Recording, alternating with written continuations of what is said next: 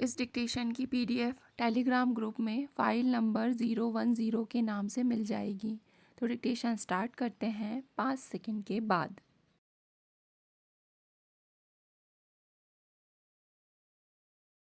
अध्यक्ष महोदय, मध्य प्रदेश खनिज संपदा के मामले में निश्चित रूप से बहुत ही संपन्न राज्य है और अब तो इतने उत्साहवर्धक परिणाम सामने आ रहे हैं। इस कारण से मध्य प्रदेश सीमेंट हब बन सकता है। हम सभी लोग भली भांति जानते थे और सीमेंट हब बनाने के लिए इन्वेस्टर्स मीट संपन्न हुई है। उसमें वे सारे उद्योगपति अब मध्य प्रदेश की ओर आकर्षित हो रहे हैं जो कभी मध्य प्रदेश से किनारा किया करते थे। लेकिन अब उन्होंने देखा कि मध्य प्रदेश में बिजली का काम हो रहा है, सड़क का काम हो रहा है और जहां ज़मीन के अंदर कच्चा माल उपलब्ध है और सरकार दोनों हाथ फैलाकर उनको बुलाकर सहयोग करने का काम कर रही है। अब सिंगरौली पावर हाउस बनने जा रहा है, इसलिए तमाम बिजली उत्पादक कंपनियों ने वहां पर अपना काम शुरू कर दिया है। किसी कंपनी का काम 20% पूरा हो गया है और किसी का 40% काम हो गया है।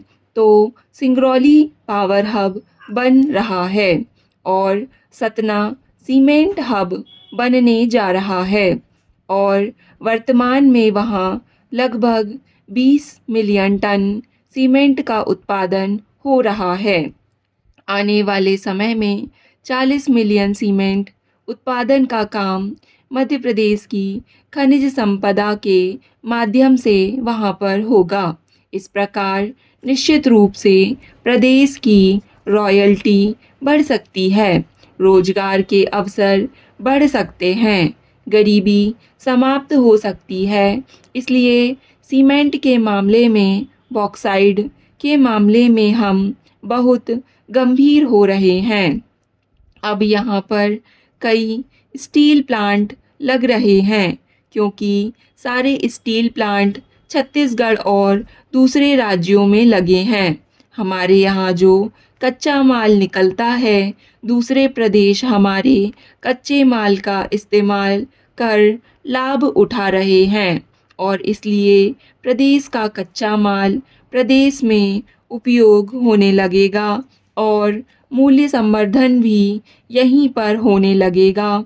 तो कई प्रकार से पूरा लाभ मिलने का काम हो सकता है और इसलिए उद्योग संवर्धन समिट के माध्यम से उद्योगपति ने हमारे यहाँ रुचि दिखाई है कि हम स्टील प्लांट लगाना चाहते हैं, स्पंज आयरन का प्लांट लगाना चाहते हैं। उनको सारी सुविधा देने का काम हमारी सरकार कर रही है। खनिज आधारित उद्योग लगाने के लिए बहुत से करार हस्ताक्षर हुए हैं, जिसमें से 77 लोगों को खनिज रियायत देने का काम सरकार ने किया है। पहले प्रत्याशित लाइसेंस बनाने के लिए 2 वर्ष लग जाते थे। कभी कभी हमारे माननीय सदस्य कहते हैं कि वह काम शुरू नहीं हुआ है क्योंकि प्रत्याशित लाइसेंस में 2 वर्ष लगते हैं और वन निर्वाधन के प्रस्ताव भारत सरकार को भेज दिए जाते हैं। यदि 2-3 साल में लाइसेंस का काम हो गया तो बहुत बड़ी उपलब्धि मानी जाती है, लेकिन जो प्रयास होने चाहिए, जो कदम आगे बढ़ाना चाहिए, उसमें कहीं कोताही नहीं हो रही है। लेकिन अब उत्साहवर्धक परिणाम सामने आ रहे हैं। जहाँ तक तेल एवं प्राकृतिक गैस का सवाल है, जहाँ तक सोना, निकल, प्लेटिनम और प्लेडियम और तांबे का सवाल है, जहाँ तक हीरे का सवाल है, हीरे के मामले में तो हम लोग इस बात को कहते थे कि यदि देश में कहीं हीरा पाया जाता है तो मध्य प्रदेश के पन्ना में पाया जाता है। यह बात जानकर आपको बड़ी प्रसन्नता होगी कि छतरपुर में ऑस्ट्रेलिया की कंपनी ने जो सर्वे किया है, सर्वे के दौरान किम्बर लाइट पाई गई है। उसमें जो भंडार का अनुमान हुआ है वह पन्ना के भंडार से 30 गुना ज़्यादा हीरा पाए जाने का अनुमान है। इससे हमारा राजस्व बढ़ेगा।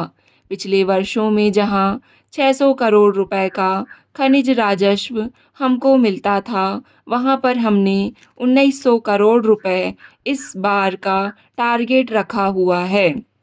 अभी हमारी विकास यात्रा शुरू हुई है।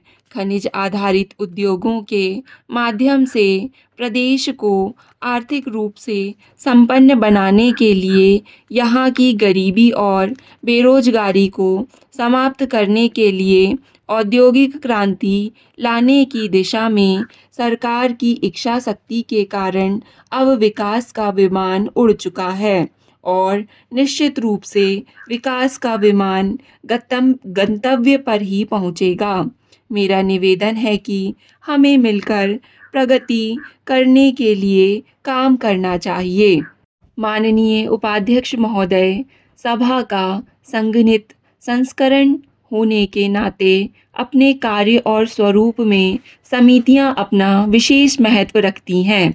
वे प्रचार प्रसार और दलीय पूर्वाग्रहों से दूर रहकर मौन साधक की तरह अपने अन्वेषण कार्य में लगी रहती हैं। शासन के आलोक में कार्यक्रम और योजनाओं का तटस्थ और वस्तुपरक मूल्यांकन करने वाले इन निकायों के प्रतिवेदनों को प्रायः गंभीरता से लिया जाता है। प्रशासन की भूलों, खामियों और विफलताओं पर पैनी निगाह रखकर ये जनहित की वाजिब रखवाली करती हैं। संसदीय लोकतंत्र में उनके लिए जो भूमिका और दायित्व निर्धारित किए गए हैं, वे इतने गंभीर और संवेदनशील होते हैं कि इनके कार्यकरण में व्यवधान अथवा विकार भयंकर दूरगामी प्रभाव डाल सकता है। इसलिए उनकी सिफारिशों को पर्याप्त गंभीरता से लिया जाना चाहिए। इस उद्देश्य से मैंने पिछले 1 वर्ष में अपने कई प्रयास किए हैं। मैंने प्रथम बैठक को संबोधित करते हुए स्पष्ट कर दिया था कि इस प्रणाली को सुदृढ़ करना हमारी प्राथमिकता में सम्मिलित किया गया है। मैंने जुलाई 94 में शकधर समिति की सिफारिशों पर खुला विचार विमर्श करने की दृष्टि से सभापतिगण एवं वित्तीय समितियों के सदस्यों को संगोष्ठी में आमंत्रित किया था। इसमें जो निष्कर्ष उभर कर सामने आए, उनके क्रियान्वयन करने के लिए अगस्त में उच्च स्तरीय बैठक बुलाई और समिति शाखाओं को सक्षम और अनुभवी अमला उपलब्ध कराया गया, जिसके अच्छे परिणाम सामने आ रहे हैं। अनेक वर्षों से लंबित कार्य को पूरा करने में उन्हें जहां सफलता मिली, वहीं परीक्षण से संबंधित जटिल मुद्दे हाथ में लिए जा रहे हैं। अभियान के तौर पर कामकाज में सुधार संबंधी काम जारी है। केवल आपका सक्रिय सहयोग अपेक्षित है। प्रशासन पर कार्यपालिका और कार्यपालिका पर विधायक की पकड़ और अधिक कारगर ढंग से बन सके, इस लिहाज से विषय समितियों के गठन की आवश्यकता है। इस बारे में सैद्धांतिक सहमति बन चुकी है। अंत में मैं विभिन्न सदस्यों से यह अपेक्षा करता हूं कि वे अपने कर्तव्यों की पूरी क्षमता से निभाएं और इस दिशा में गतिरोध महसूस होने पर अपने आप महत्वपूर्ण सुझाव दें।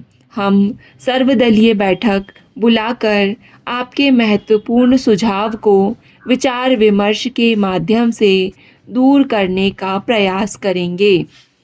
समिति प्रणाली के सतत व्यवहार से यह परिलक्षित हुआ है तो कहीं अंशतः अपने प्रयोजनों में निष्फल भी हुई है। लोकतंत्र में सरकार जनता के माध्यम से चुनी जाती है। स्टॉप। डिक्टेशन पसंद आए तो वीडियो को लाइक तथा चैनल को सब्सक्राइब ज़रूर करें।